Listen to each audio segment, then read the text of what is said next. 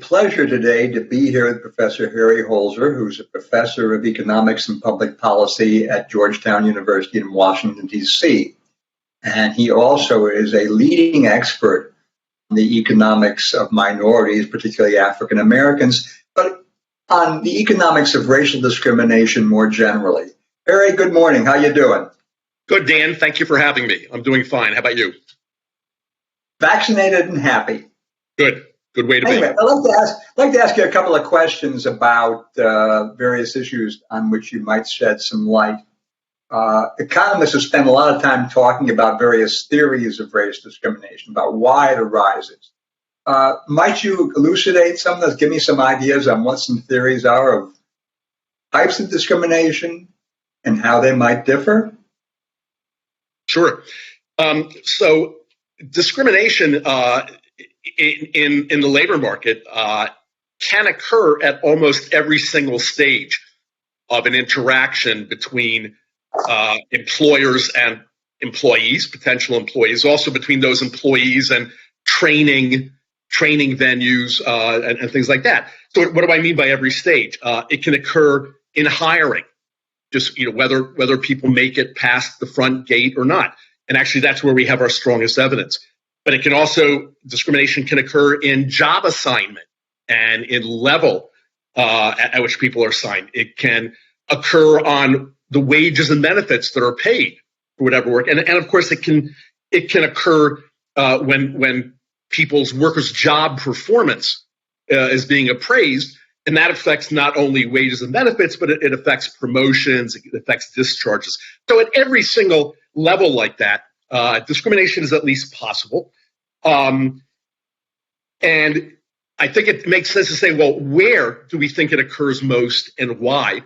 The evidence I've seen, and a couple of papers I wrote back when I had employer data, survey data in the 1990s, I think discrimination is most likely to occur in smaller establishments, because they're harder to monitor by the authorities, by the Equal Employment Opportunity Commission and other authorities, and B, a lot of the decisions are made much more informally in those smaller establishments, and they're less likely to be made by people who are formally trained in human resource management. Those people are more aware of their potential biases and may work harder to eliminate them. So in those smaller establishments, and when the work is more formal, I think you see it more frequently. Frankly, I think we see it these days more frequently in hiring at those establishments, at the front gate, than in other places, because there's an interesting quirk about how we enforce EEO law in the U.S. If you look at the cases, the complaints that are filed with the Equal Employment Opportunity Commission, the vast majority occur over charges of wrongful promotion or wrongful discharge. In other words, when an employee has been at the firm a certain amount of time, they have gathered information and they believe either they were wrongfully discharged or someone else got the promotion that they deserve, whether they're correct about that or not.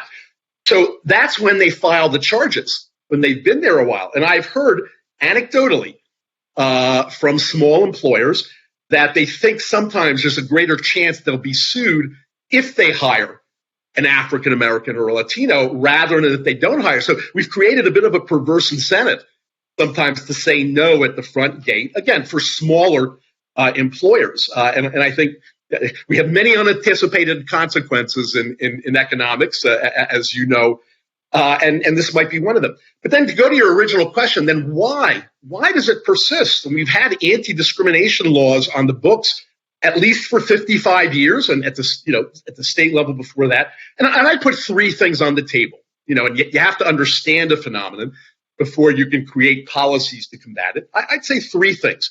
Number one, some of it is simply based on hostility. There are some employers who simply don't like African Americans or Latinos. They might be angry at all the Latinos that have moved into their communities in recent years. So that's a simple reason. They won't hire if they feel hostility. A second cause that I think likely occurs more often is, employers cannot perfectly gauge someone's productivity and performance on the job. So if they don't have that kind of information, they fall back on stereotypes. That you and I have called that statistical discrimination. When people don't know about the individual, they fall back on stereotypes. And there is sometimes some accuracy to the beliefs because of what we know about education and skills, but oftentimes it's likely exaggerated and applied in cases where it may not be relevant. And when people have implicit biases that they're not even aware of, you're likely to get more of that stereotyping. But I'd say the third cause of discrimination these days is fear. What kind of fear about what? We know that so many less educated black men now have criminal records. Employers really, really don't want to hire them, even though it's illegal to have a blanket policy. And we can talk about why that is. But I think so when employers see big gaps in the work history of less educated black men, they're very likely to assume that could be partially caused by crime and incarceration. And again, they're very, very risk averse about this, so they're going to make that assumption, and which is why things like ban the box may be a bad idea, because if employers actually if they have less information about this, they might assume the worst, and another way to stereotype. But again, I think those three things. Even if the minority potential worker has a gap because he or she, mostly he, was unemployed, the employer is going to assume it's not unemployment, but rather incarceration. That's right. Or even that it could be. And so they might just decide, I don't want to even open that hornet's nest. I think they make that decision. I believe it's the case that 25% of African Americans in their 20s have been incarcerated for some length of time. Is that fraction correct, or am I overstating it? It used to be. So if you ask the question of all black men over their lifetime, what's the odds that they become incarcerated? The answer used to be 1/3. And among black men who were high school dropouts, it was actually 2/3. Now, the incarceration rates are coming down. So I'm guessing that what you just said now is going to be more likely accurate for these younger cohorts. But that's still astronomical. That's a huge astronomical. It's astronomical, and we understand the need to combat crime, but this has enormous costs, not only for these men, but for their families, their children. Terrible social costs. Let me ask this. So you suggest that the biggest barrier comes at the hiring gate, which makes a lot of sense to me. Does that suggest then, since I'd like to have an efficacious policy, that the best place to intervene is at the hiring level, or is that not the best place to intervene to have the best possible outcome? I would say I'm not sure it's the single best place, because all the other dimensions that I mentioned matter as well. I would say it's the place right now where we are least effective.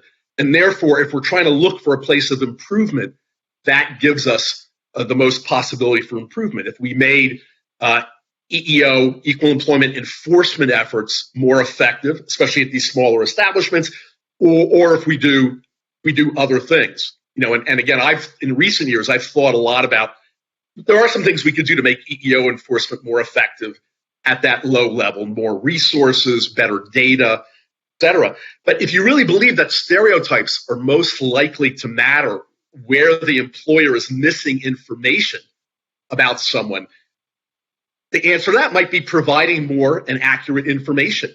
So if some young man has had some history in the criminal justice system, and now they're looking for work, having information, putting out some information, that, like a certificate that you can show an employer that says, this person, A, has successfully completed the following programs, and B, was a model citizen behind bars, and C, has not recidivated in X number of years. That information could really help. And employers get very angry when we impose these limits on them. They get very angry. And the EEO, in fact, has put out guidances saying, if you're going to turn away an ex-offender, you got to have good reason for why. What was the offense? When did it occur? That it's related to the job. But if you can provide evidence, it doesn't put the onus on employers, and it makes them less hostile, which is a good thing as well.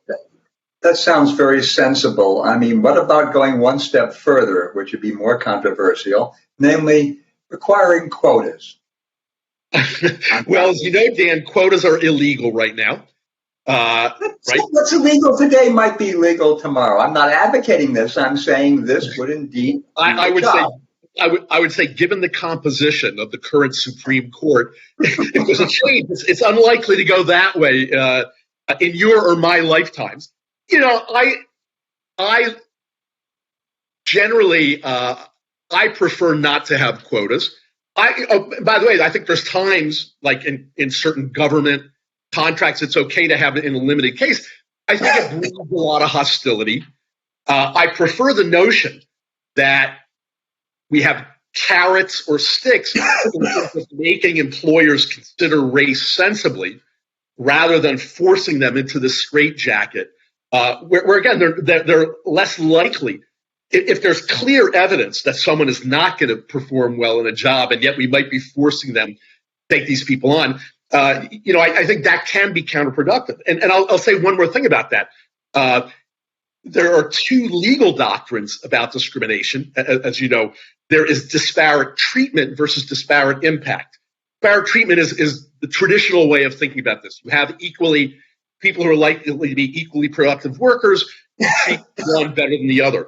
But disparate impact says you might have a hiring requirement which on the surface appears to be race neutral, like requiring a certain amount of education or training, but it has a disparate impact since fewer African Americans have those, can meet those rules, it hurts them more. And that's why, by the way, it's illegal for an employer to say, I won't hire ex-offenders, period, because we know it has a disparate impact on black men. And conservatives hate the notion of disparate impact because they say it leads to quotas. They say, if you're going to tie an employer's hand and not let them use sensible screens to screen people out, you're essentially forcing them. I don't know if I believe that or not. I think the reality is more subtle. But to me, it's one more reason to be cautious about imposing quotas.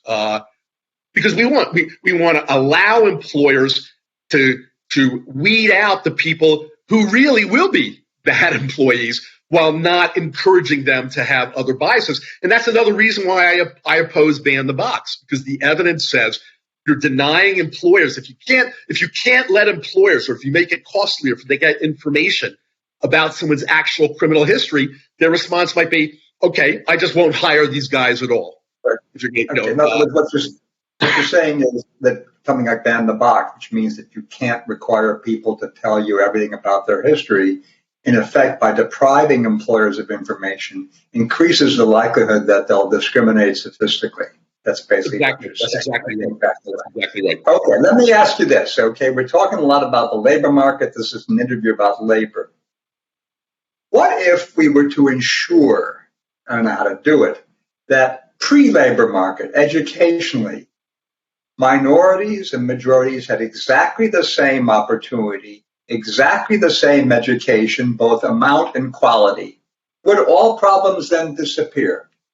I would not say that all problems would disappear, but it would certainly help, because we know that there are these large disparities in outcomes between whites as well as blacks and Latinos, but especially for blacks. We know that's not all discrimination. We know the things that you labeled pre-market and education being by far the strongest. We know statistically that just accounts for a big chunk of those disparities. And it likely accounts for more than actual discrimination, because we see those disparities on so many different dimensions, on years of schooling and degrees people have, and what we call cognitive skills, but also non-cognitive skills like stick-to-itness and things like that. And we know it limits work experience. And that feeds the stereotypes. So we know those things directly matter, right? If you knew that you could equalize those, but they also, I would imagine then the stereotypes would diminish. And so even on the market discrimination side, it would be helpful. So I think those things are extremely important. Our goal should be to reduce these terrible and lasting disparities. And I think doing as much as we can. Now, now it's tough, right? Because we know, for instance, one of the biggest factors that lead African Americans to have less schooling, even when you control for the family's income, is attending a segregated school, a segregated public school, where for all kinds of reasons it's harder for good teachers to instruct there, and the good teachers don't want to go there, et cetera. But to do that, we'd have to lessen discrimination in where people live, residential segregation. And that's proven so hard to do, so hard, because A, there's a lot of discrimination in the housing market. B, there's a lot of zoning in more affluent neighborhoods. The zoning is there specifically to keep low-income people and people of color out. And so there's so many things that reinforce that segregation. So it's a great goal, and we have to work on that goal. It's really tough to achieve, but that doesn't mean we shouldn't try. Let me ask two final questions, probably very nasty. The first nasty question is, so what about all the role models? Think of all the African Americans, the current Secretary of Defense, for example. Athletes like Magic Johnson, who's one of my favorites, as you know. Do these make any difference? Because they get a heck of a lot of publicity. Does it have any impact on labor market discrimination that is all discernible? I don't think we really know.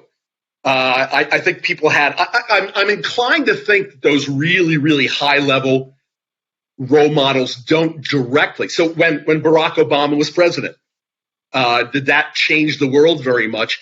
Now, I'm inclined to believe indirectly. Like when we watch TV, now you see a lot more examples on commercials, right, of mixed race people, of intermarried, a lot.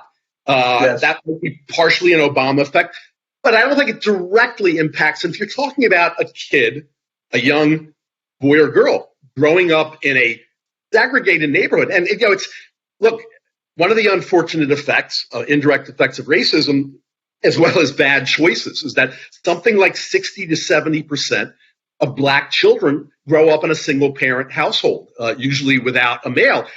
Where are those boys going to get the role models from? Their dads and their brothers are often people who succeed, leave the neighborhoods. Other people who remain are often the people with barriers left behind. That's a huge. We've eliminated a huge source not only of role models but of people's connections and contacts in the labor market to get those first jobs. So I feel there just aren't enough of those role models, and the peer effects in segregated places often go the other way, and I think they're going to outweigh the effects of those far away role models like Barack Obama. Very good. Let me ask my even nastier final question, and that is the following. Just today on the news, I read that the city of Evanston, Illinois, which is the home of Northwestern University, is offering to pay reparations to African Americans. I don't know if you saw that today. It was right on the Google News feed this morning. I saw that. Let's say we actually did that nationwide, which I don't expect to happen. Again, this is a typically American, almost uniquely American issue.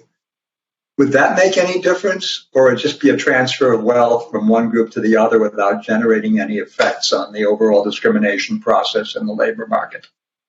I think it depends on how much people get, and it depends on how widely. We know if you cast a really wide net, you include everybody, but everybody gets a fairly small amount of money. And that money is likely better spent on skill enhancement, on effective pre-K, on good job training, et cetera, which I think would matter more. And I think another, and by the way, my university has done that because at Georgetown, we became aware that Georgetown owned slaves in the 18th century and sold them off for profit. And the university has been making real efforts to provide compensation to the inheritors, to the lineal descendants of those slaves. And I think that's a fine policy because it's really narrowly targeted to people, whose wealth accumulation over generations was really impeded by what happened by their forefathers. But in general, if we were going to do this really broadly, I don't think it's a good way I don't think it's a good way to spend the money. There are likely better ways.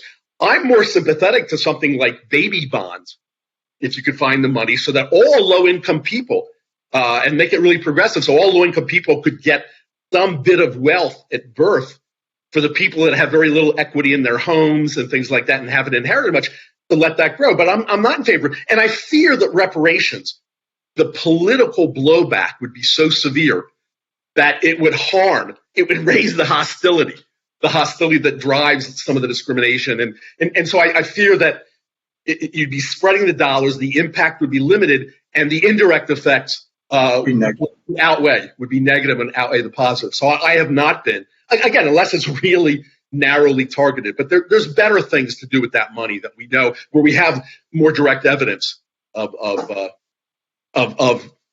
positive impacts. Very fascinating. I hadn't known about the Georgetown story. That is really cool. Anyway, it's been a pleasure having you and chatting this morning. I've always felt that race is the crucial issue in American history and American politics, and has been for 300 years. So to me, this is the most important topic I think we can discuss ever. Anyway, I've had Harry Holzer of Georgetown University with me this morning discussing race. And thank you very much for being with me and for your insights. Thank you, Dan. It's been my pleasure. Thank you so much for inviting me.